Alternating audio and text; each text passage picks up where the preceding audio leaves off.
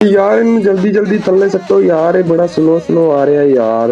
वो देखो 2-3 सब्सक्राइबर थल्ले आ रहे हैं यार, जल्दी जल्दी करो, जल्दी जल्दी। रेड होना है बस, सीधा जेड़ा रेड हो रहा है ना, बड़ा मजा दे रहा है। लोगों का कहना है कि डकी का डाउनफॉल शुरू हो गया है। 5 लाख सब्सक्राइबर ने उनको अनसब्सक्राइब किया है और ये सिलसिला इसी तरह से जारी और सारी है। ये कंट्रोवर्सी स्टार्ट होती है जब तला रिव्यूज ने इस डकी को, रजब को और नदीम नानीवाला को एक्सपोज किया। तब से लोगों ने डकी को हेट करना स्टार्ट कर दिया। इनके जो रिसेंट व्लॉग है उन पर बहुत ज्यादा डिसलाइक आए हैं, अगर आपने देखा हो तो। लेकिन जब से शामिद रीस ने इन पर एक्सपोज वीडियो बनाई है विद प्रूफ, तब से लोगों ने इनको अनसब्सक्राइब शुरू कर दिया है। ये मसला शुरू हुआ था 7 साल पहले, जब डकी ने रोस्ट किया था शामिद रीस को, उनकी फैमिली को टारगेट किया था। तो इस चीज का जवाब अब शामिद रीस ने उनको दिया है और कुछ इस तरह से दिया। आइए आप लोगों के साथ वीडियो शेयर करते हैं। का गवाह है कि अगर डक्की भाई वर्सेस शामिद रीस कंट्रोवर्सी ना हुई होती तो आज डक्की भाई ना होता।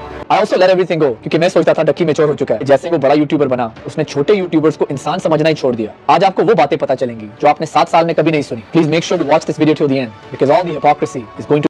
कंट्रोवर्सी स्टार्ट यहाँ से होती है। सेंसर के अंदर डालेगा। कुछ लोगों को शायद इस बात का पता नहीं है, लेकिन इसका जन्म ना हाईवे पे हुआ था, क्योंकि इतना घटिया एक्सीडेंट अक्सर हाईवे पे ही होते हैं। पहले फजलुद्दीन आके इस बंदी से पूछेगा शादी कर ले, फिर आगे से ना इस बंदी ने भाव हो जाना। इसकी सारी ऑडियंस इस बात का इंतजार करिए कि कब इसकी शादी होगी, कब इसकी सुहागरात का व्लॉग यूट्यूब पे चलेगा और कब इसकी पैंट छोलियां बंद होगी। उसके बाद डक्की ने ये क्लेम किया कि मैंने उसके यूट्यूब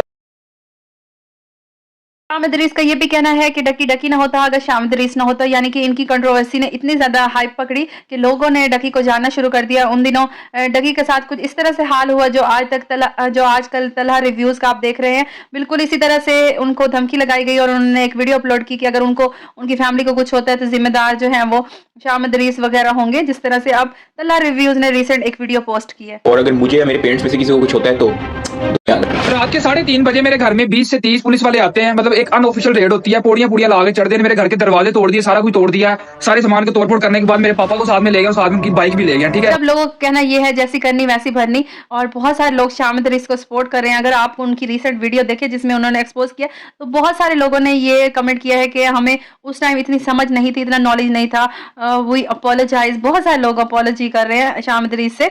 तो बेशक अल्लाह सब्र करने वाले को साथ है, इन्नल्लाह मस्साबिरीन। शामिद रीस ने सब्र किया और 7 साल बाद उसको मौका मिला बदला लेने का, तो अब उसने जो है वो अपना बदला ले लिया है।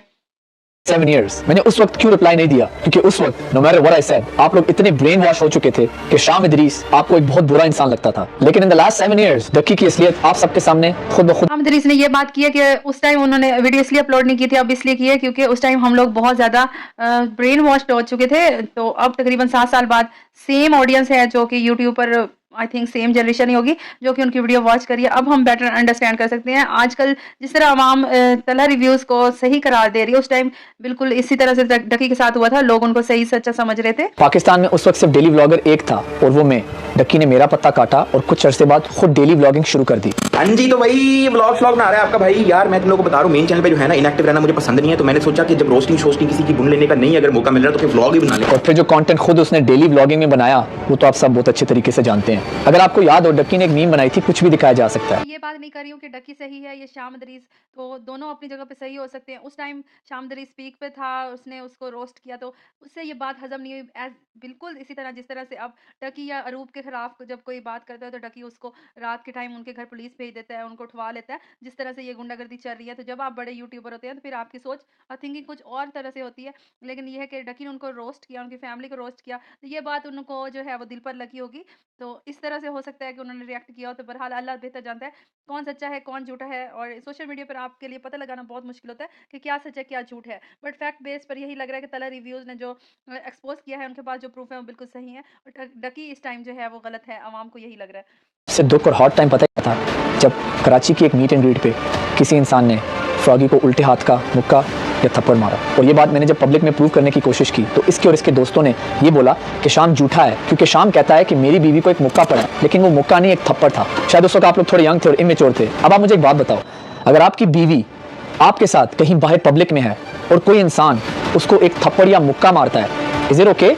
अगर उसने मुक्का नहीं मारा, सिर्फ एक थप्पड़ मारा है,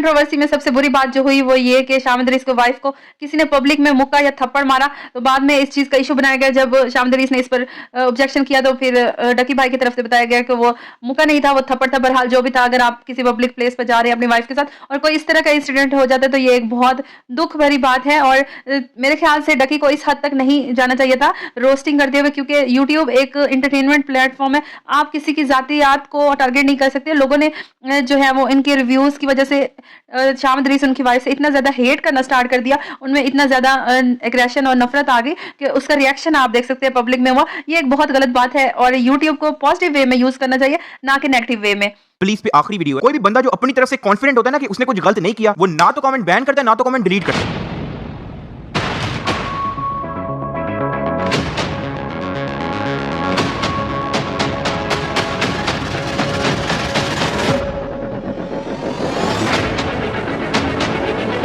अब मैं तुम लोगों को असली वजह बताता हूँ कि इसने फेक, स्क्रिप्टेड और ड्रामा जैसे लफ्ज क्यों बैन किए। क्योंकि इसके प्रैंक्स होते हैं फेक, इसके व्लॉग्स होते हैं स्क्रिप्टेड। कभी इसके घर रात को $10,000 पड़े होते हैं, या तो कभी रात को इसको भूत लग जाता है। अब 70% आवाम जिनको पता है कि ये एक चुटियापा है, वो नीचे कमेंट करती है कि एक फेक प्रैंक है, स्क्रिप्टेड व्लॉग है। लड़ाई शुरू है, उन्होंने पिस्तौल ਕੱਢੀ है, लेकिन एक किडनैपर रजब ਦੇ ਪਿੱਛੇ ਵੇਟ ਕਰ ਰਿਹਾ। ਜਦੋਂ ਰਜਬ ਨੂੰ ਆ ਕੇ ਫੜਨ ਲੱਗਦਾ ਕਿਡਨੈਪਰ ਐ ਦੁਨੀਆ ਕੱਢ ਰਿਹਾ, ਜਿਹਨੂੰ ਪਿਛਲੀ ਵਾਰੀ ਕਿਡਨੈਪ ਕਰਕੇ ਜਿਹਦਾ ਬਦਲਾ ਲੈਣ ਆਏ ਨੇ ਮੁਨੀਬ, ਉਹ ਐ ਵਾਲੀ ਕਿਡਨੈਪਿੰਗ ਦੇ ਵਿੱਚ ਸ਼ੂਟਿੰਗ ਕਰ ਰਿਹਾ। कोई भी बंदा जो अपनी तरफ से कॉन्फिडेंट होता है ना कि उसने कुछ गलत नहीं किया, वो ना तो कमेंट बैन करता है ना तो कमेंट डिलीट करता है। चोर और झूठे बंदे की निशानी ये है कि वो छुपने की कोशिश। शाम दरीस का ये कहना है कि जिस व्लॉग की वजह से उनको रोस्ट किया गया, तो एट द एंड डकी अब वही काम कर रहा है जिस चीज़ के लिए वो तनकीद करता था। एक खास मीम उसने बनाई थी कि कुछ भी दिखाया जा सकता है व्लॉग्स में, तो उसने लिटरली अब खुद प्रूफ कर दिया है वो जिस किस्म के व्लॉग बना रहा है। यानी कि जिस चीज़ पर वो तनकीद कर रहा था, जिन प्रैंक्स पर, जिन जो व्लॉग्स की स्ट्रेटजी है, अब वो बिल्कुल बिल्कुल एज इट इज़ खुद वीडियो बना रहा है।